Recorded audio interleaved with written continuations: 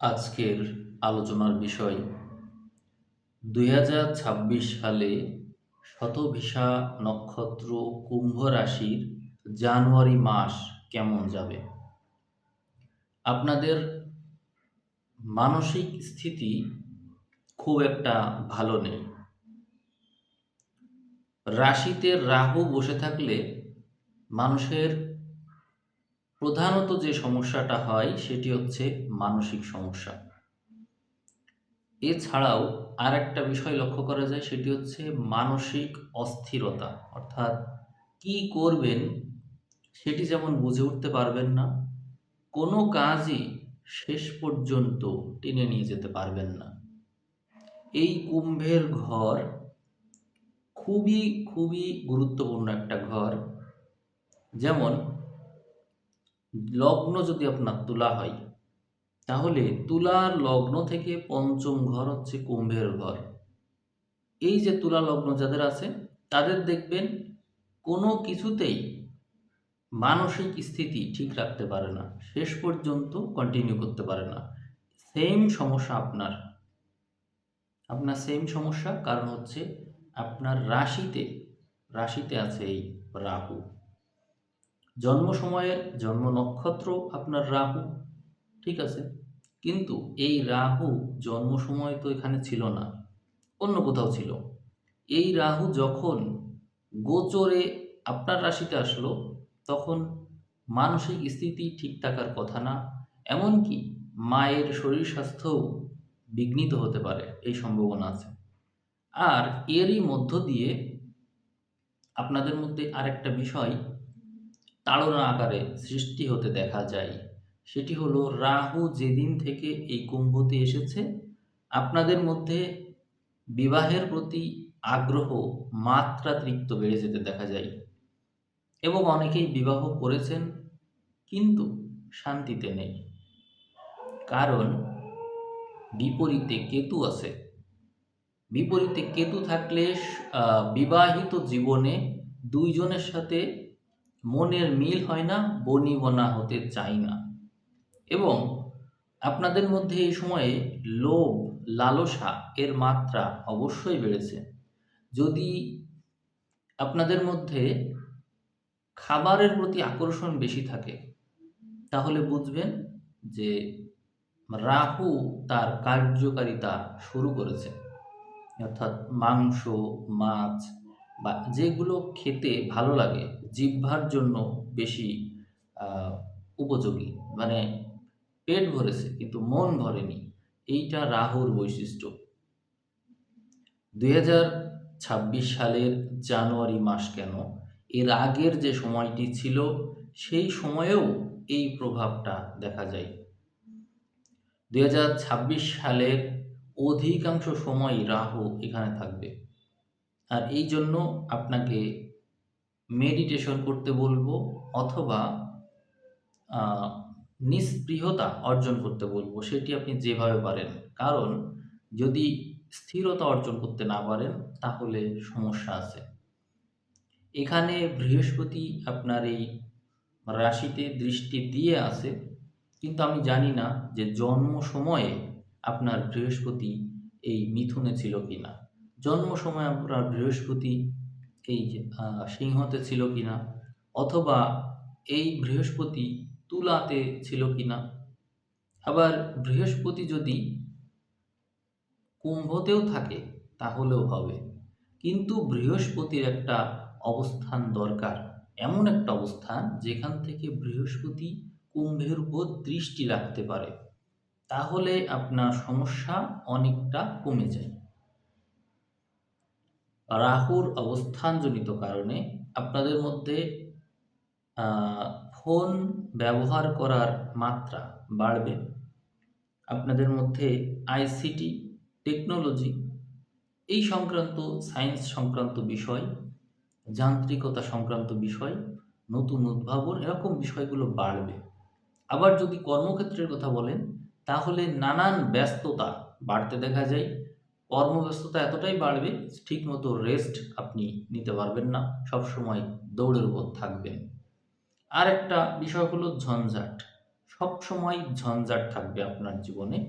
কোথাও যেন দুদণ্ড বসে যে একটু বিশ্রাম করবেন, নিশ্চিন্ত হবেন, সেই সুযোগই আপনি পাবেন না। যদি আপনি ঘুমান, ঘুমের ভিতরে দুঃস্বপ্ন দেখবেন, দৌড়াবেন, ঘুম ভালো হবে না। আবার পলিটিক্যাল সমস্যা ফেস করবেন, যেখানে আপনাকে বিভিন্ন দিক থেকে হুমকি দেওয়া, প্রাণ সংশয়, এরকম সমস্যাও থাকবে। তো এইভাবে নানান সমস্যা আপনাকে জর্জরিত করে ইতোমধ্যেই রেখেছে। এইগুলো রাহুর কারণে হচ্ছে। রাহু যদি জন্ম সময় আপনার শুভ অবস্থানে থেকে থাকে তাহলে তো ভালো। সেক্ষেত্রে রাহু কিছুটা কিছুটা ব্যস্ত করে তুলবে মাত্র। কিন্তু রাহুর অবস্থানজনিত কারণে অনেক সময় আবার রোগ ব্যাধি, ফাড়া, দুর্ঘটনা, দৈব দুর্ঘটনা থেকে বেঁচে যাওয়া, এরকম নানান ঘটনা আমাদের জীবনে ঘটতে দেখা যায়। সেক্ষেত্রে রাহুর অবস্থান থেকে আপনাকে সতর্ক হতে হবে যে আপনি কোনো বিপদ-আপদে পড়তে যাচ্ছেন কিনা। অবশ্যই এই ব্যাপারে সতর্ক থাকুন। এই সময়ে রবি, মঙ্গল একত্রে আছে, যার কারণে আপনার জীবনে অগ্নি থেকে দুর্ঘটনা ঘটার মাত্রাতিরিক্ত সম্ভাবনা দেখা যায়। সেক্ষেত্রে সাবধানে থাকবেন। জানুয়ারি, ফেব্রুয়ারি, মার্চ এবং এপ্রিল, এই ৪ মাস আপনাকে খুব বেশি সাবধানে থাকতে হবে। কারণ শুধু আপনার না, অন্যান্য সকল ক্ষেত্রেই আমরা বিপদ-আপদের মাত্রা কয়েক গুণ বৃদ্ধি পেতে দেখব। আমরা নভেম্বর থেকে যে সময়টা দেখছি, নভেম্বর, ডিসেম্বর, এই সময় কিন্তু অনেক মানুষ মারা গেল। অনেক প্রাণহানি হলো, অনেক জীবজন্তুর মৃত্যু হলো। সামনে জানুয়ারি, ফেব্রুয়ারি, মার্চ, এপ্রিল, এই সময়েও প্রচুর মানুষ মারা যাবে। নানা ধরনের দুর্ঘটনা আমাদের সামনে অপেক্ষা করছে। মঙ্গল তুঙ্গি হবে, অতএব সাবধান। মঙ্গল যখন তুঙ্গি হয় তখন আন্দোলন, সংগ্রাম, অস্ত্রের প্রয়োগ এগুলো বেড়ে যায়। এবং যেহেতু এর সাথে রবি অবস্থান করবে, এই জন্য এটি হবে হচ্ছে উচ্চ স্তরে, অর্থাৎ যারা দমন করবে, অস্ত্র দিয়ে দমন করতে পারে, আবার হচ্ছে মারামারি হতে পারে, আন্দোলন হতে পারে, হবে এগুলো, হবে, হতে পারে বলছি, হবে এগুলো। তো আপনারা সাবধানে থাকবেন। এখানে কয়েকটা গ্রহ একসাথে থাকবে। মঙ্গল আর রবি তো একসাথে আছেই, এখানে আরও একসাথে থাকবে হচ্ছে বুধ আর শুক্র। এই ৪টা গ্রহ একসাথে থাকছে মকরে, এবং জানুয়ারির ১৫ তারিখের পর থেকে আমরা এই ধরনের সংযোগ মকরে দেখতে পাবো। ফলে আপনাদের জীবনে একটা কি বলা যায়, জন্মস্থান থেকে দূরত্ব ঘটতে পারে, এই সম্ভাবনাটা বেশি দেখা যাচ্ছে এখানে। তো আপনাদের যেহেতু দ্বাদশ ঘর রাশি সাপেক্ষে, কারো যদি এটা লগ্ন হয় তাহলে তো তার খবর আছে। আসলে লগ্নে রাহু থাকা মোটেও ভালো চিহ্ন না। আমি আসলে সময়ের অভাবে এই রাশিফলগুলো আসলে ঠিক মতো দিতে পারছি না। তো আপনাদের হয়তো একটু ওয়েট করতে হচ্ছে বেশি করে। কিন্তু আসলে এই এতগুলো নক্ষত্র কভার করা খুবই মুশকিল কাজ। তারপর আমি চেষ্টা করছি। দেখি আমি এই ২-১ এর মধ্যেই ২ টা করে রাশিফল আমি দেবো, এরকমই আমার টার্গেট রয়েছে। তো যেটি বলছিলাম, কারোর যদি লগ্ন এই হয়ে থাকে কুম্ভ, তাহলে তার বিপদ আছে। কারণ হচ্ছে এই নভেম্বর, ডিসেম্বর এবং জানুয়ারি, ফেব্রুয়ারি, মার্চ, এপ্রিল, এই সময়ে বড় বড় বিপদের সম্মুখীন আমাদের হতে হবে। তার ভিতরে যাদের কুম্ভ লগ্ন তারা অনেক বেশি প্রভাবিত হবে, এবং যাদের সিংহ লগ্ন তারাও অনেক প্রভাবিত হবে, যাদের মীন লগ্ন তারাও অনেক প্রভাবিত হবে। তাহলে এই যে ৩টা ঘর, এদের জীবনে কিন্তু অনেক সমস্যা আছে। এদিকে যাদের কন্যা লগ্ন তারাও প্রভাবিত হবে, কারণ কন্যার বিপরীত আবার শনি আছে। তো এখানে জানুয়ারির যে প্রথম ১৫ দিন থাকছে, সেই সময়ও যে প্রবলেম, জানুয়ারির পরবর্তীতে পরবর্তী যে ১৫ দিন সেই সময়ও আ একই প্রবলেম। কিন্তু ধরনের পার্থক্য। ধরনটা হচ্ছে এটা অগ্নিকারক আর এটা স্থলকারক। যার কারণে এই যে অগ্নির যে তাণ্ডব, এইটা মানুষের ভিতরে আসলে আগুন ধরাচ্ছে এবং পরবর্তীতে ভূভাগে ঝামেলা হবে। আপনারা অনেকে জানতে চেয়েছেন যে যুদ্ধ-টুদ্ধ বেঁধে যাওয়ার সম্ভাবনা আছে নাকি? দেখুন, আমি মনে করছি যতক্ষণ মকরে এই গ্রহগুলো অবস্থান করবে, ততক্ষণ পর্যন্ত এই ধরনের সম্ভাবনা প্রবল। যেমন জানুয়ারির ১৫ থেকে শুরু করে আমরা মোটামুটি ১ মাস মতো নিতে পারি টাইম। জানুয়ারির ১৫ থেকে ফেব্রুয়ারির ১৫, এই যে টাইমটা, এই টাইমটাই যুদ্ধ বাধার সম্ভাবনা বেশি ভূভাগ নিয়ে। কেন? কারণ মঙ্গল এ সময় তুঙ্গি হবে এবং পৃথিবী তত্ত্বে অবস্থান করবে। এতদিন তো মঙ্গল, রবি এরা অগ্নিকারক ঘরে আছে। এইজন্য ওই ধনু থেকে যেরকম তীর ছোড়াছুড়ির ব্যাপার, বিষয়টা ঐরকমই দেখাচ্ছে। কিন্তু এটা যেহেতু অগ্নিকারক, এজন্য আগুনের খেলাটা মানুষ একটু বেশিই খেলছে। আগুন নিয়ে খেলা করছে। কিন্তু পরবর্তীতে এই আগুনই ওই আরো বেশি বিস্তৃত হবে যখন তা আ পৃথিবী তত্ত্বে গিয়ে পড়বে, তখন ভূখণ্ড নিয়ে ঝামেলা শুরু হবে। এমনটাই আমি ধারণা করছি। আমি আমি নিজেও চাই না এরকম কিছু ঘটুক। আমিই চাই যে আমার কথা অসত্য প্রমাণিত হোক। আসলে পৃথিবী আসলে অনেক বেশি ঝামেলার মধ্যে দিয়ে যাবে, এমনই ইঙ্গিত এখানে দেখায়।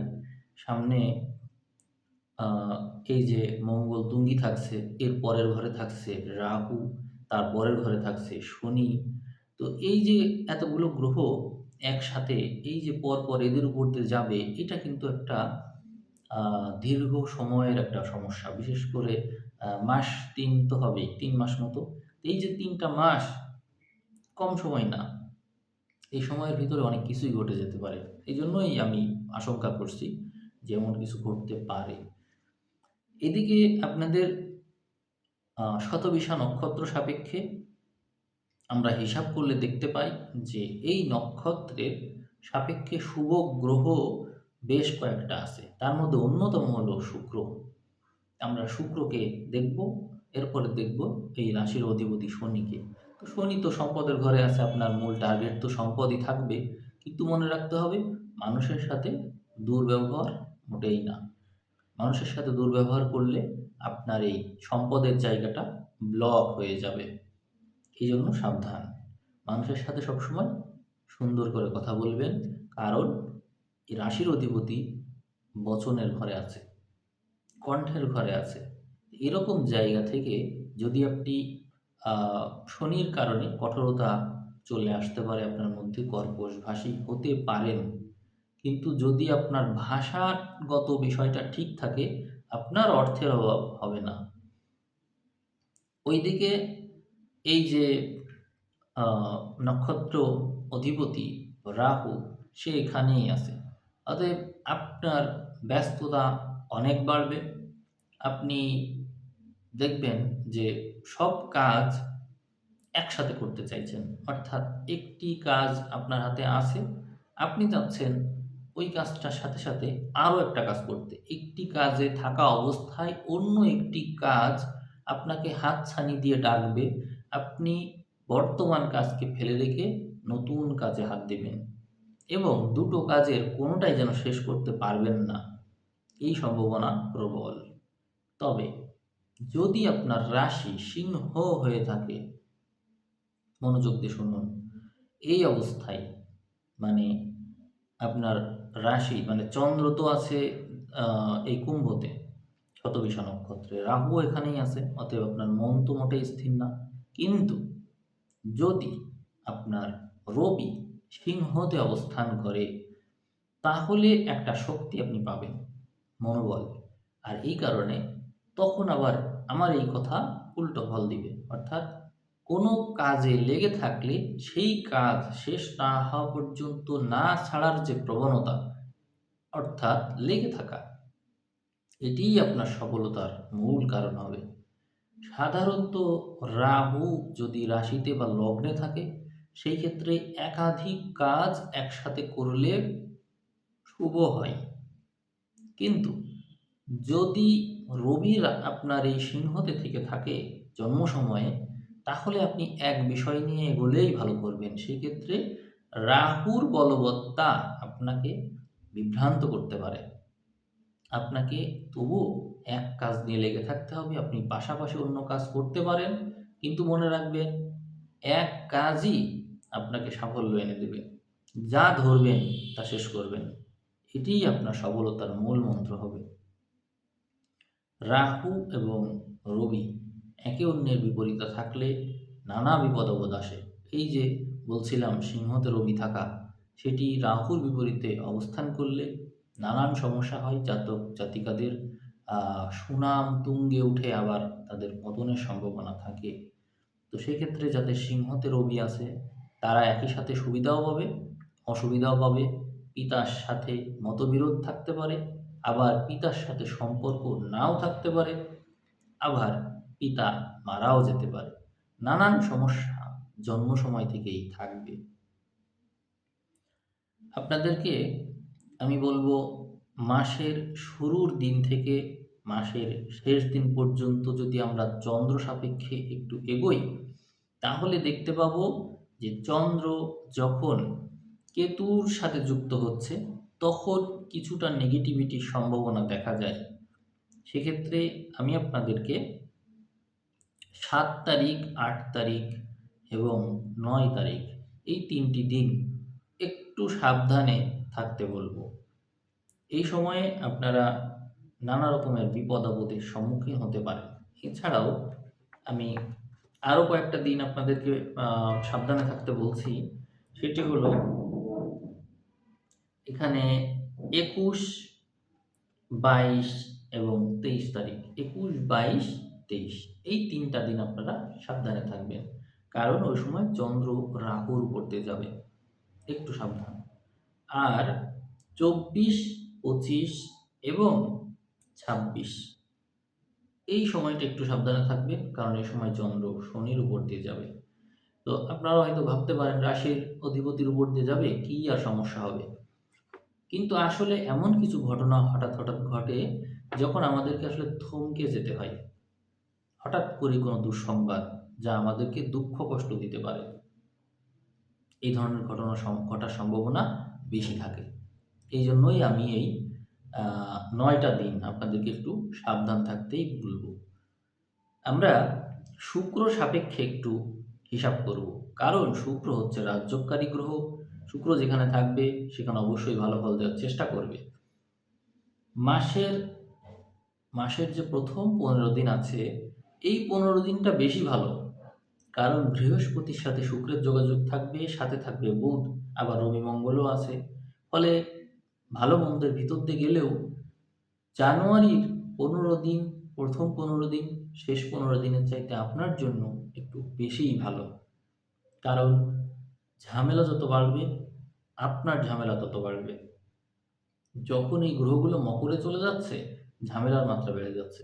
আর আপনার তো রাহু রাশিতেই আছে, অতএব আপনার ঝামেলা তো বেশিই। তাহলে মাসের শেষের ১৫ দিন আপনাদের আ বেশি ভালো যাবে না। একটু সাবধানে থাকুন। সেই ক্ষেত্রে ওই যে বললাম ২১ তারিখ থেকে শুরু করে